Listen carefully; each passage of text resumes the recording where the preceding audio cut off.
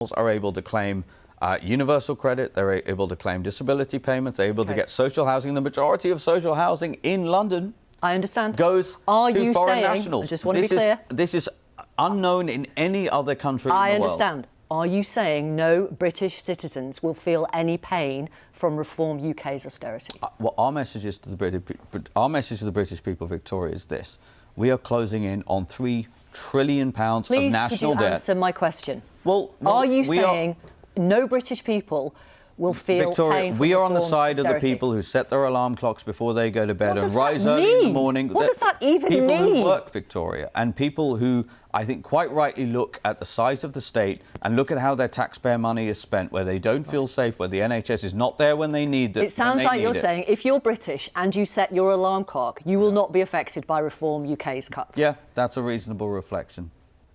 Really? Yeah. OK, fine. I'm glad we've finally got there. We've got that on record. Derbyshire opens with a familiar tactic. Isolate a slogan, pick at it, and hope it collapses under scrutiny. But Yusuf turns the moment into a declaration of political alignment. Reform is for workers, not the public sector machine consuming their wages. The BBC framing attempts to reduce this to contradiction. Yusuf reframes it as clarity. From the outset, he speaks to the people Derbyshire cannot.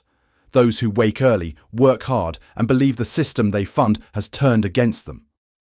How much, please tell voters, are you going to cut public spending by per year? Well, as I said, we've already announced north of £25 billion of cuts in public spending. Is that we it? were going to give, we've got more to come. There's going to be more to come in that regard. Okay. But the message today was a very clear one, which is, sadly, we have the Labour government that is borrowing far more than they committed to, raising taxes at a rate unseen in 55 years. And as a result of that, Victoria, people watching this programme, they are sick and tired of their taxes going up year after year after year to fund a bloated state that prioritises foreign citizens over UK citizens. You now can't promise to cut taxes if you win. Look, as we saw from Liz Truss, it's very easy to promise. If Reform truly was a populist party that would promise everything to everybody, we would have gone for a headline-grabbing set of tax cuts. Well, what we're saying is we cannot cut taxes credibly until we have the public finances under control. Now, every voter watching knows, because they're Newsnight viewers and they lived through austerity in the 2010s, that saving tens of billions, and I appreciate you haven't given us a figure, but at least 25 billion, requires a lot more than a crackdown on a bit of waste and cutting some civil service jobs. Everyone knows it will almost certainly mean cuts to the quantity or quality of public services. Is that fair?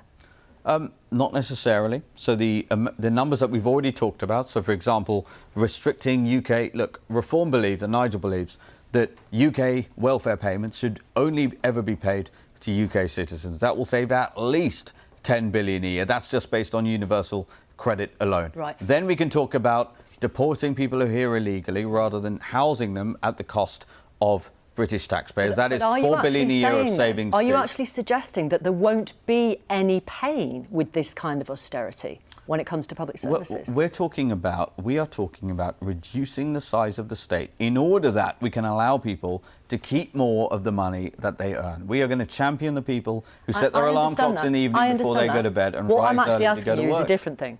Are you telling voters there will be no pain with Reform UK's austerity? No, I don't think that's a reasonable reflection of what we're saying. But what we are saying, first and foremost... So who will feel the pain? Well, again, let's start with foreign nationals. It is unacceptable. So no British citizens. It is unacceptable. No it British is unacceptable. citizens. It is unacceptable that foreign nationals are able to claim universal credit, they're able to claim disability payments, they're able to get social housing. The majority of social housing in London, I understand, goes to foreign nationals. I just want to be clear. This is unknown in any other country in the world. I understand. Are you saying no British citizens will feel any pain from Reform UK's austerity? Well, our message to the British people, Victoria, is this: we are closing in on £3 trillion of national debt. Please, could you answer my question? Well, are you saying no British people will feel Victoria, pain from we are on the reforms side of the austerity. people who set their alarm clocks before they go to bed What and does that rise early in the mean? morning. What does that even people mean? Who work, Victoria, and people who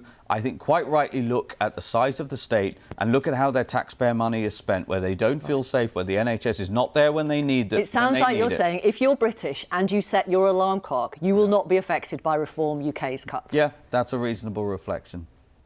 Really? Yeah. OK, fine. I'm glad we've finally got there. We've got that on record. Now, your party made big promises in local elections to cut waste in local councils, which you won control of back in May. The Reform leader of Kent County Council said Kent was the shop window through which everybody is going to see what a Reform government might look like. And she instructed everyone to cut wasteful spending. Let's see how that's going in Kent. Reform's cabinet member for adult social care in Kent told the FT last month the council, quote, is already... This conversation exposes the growing divide between Britain's political elite and the people who fund it. Victoria Derbyshire embodies a broadcasting paradigm in which any talk of spending cuts must be presented as an attack on public services and ordinary British people. However, Zia Yusuf dismantles that framing by making a stark, rarely acknowledged distinction. Britain's budgetary crisis is driven primarily by a state that has expanded well beyond its means. Derbyshire's frequent question, who will feel the pain? Will British people be affected? Is based on the assumption that all cuts are equivalent. Yusuf directly disputes the premise. Savings, he contends, must begin not with frontline services, but with areas that the political elite refuses to address. Benefits provided to foreign nationals, taxpayer-funded housing for illegal migrants, and layers of bureaucratic waste ingrained in the system after decades of neglect. Trevor Phillips, Andrew Neil, and others frequently question evasiveness. However, Derbyshire is the one who finds it difficult to accept a plain response. Yusuf is clear. The pain should fall first on those who profit from the system without contributing to it. Not on the hard-working Britons who keep the country running. Derbyshire perceives this as contradiction, but Yusuf frames it as fairness. The Kent Council example, in which Reform councillors said they were already down to the bare bones, is expected to be Derbyshire's final blow. However, it illustrates why local government is collapsing. Councils inherited years of commitments, spending mandates, and locked-in expenditures incurred long before Reform arrived. Yusuf sees Kent as proof not of Reform's failure, but of the state's bloated size. His thesis is straightforward. You cannot repair what others have broken over the course of 2 decades. And unlike Labour and the Conservatives, Reform refuses to pretend differently. Derbyshire's fury increases when Yusuf refuses to participate in the BBC's language games. His candour calls into question a narrative that is familiar to broadcasters, but increasingly unfamiliar to the general public. The notion that economic restraint must always come at the price of workers. Yusuf reverses the narrative, putting the burden on a political system that is first and foremost concerned with protecting itself. Finally, Derbyshire is left circling the same question. Hoping for a slip, Yusuf provides something rarer: ideological constancy. British workers come first, not in a slogan, but in policy.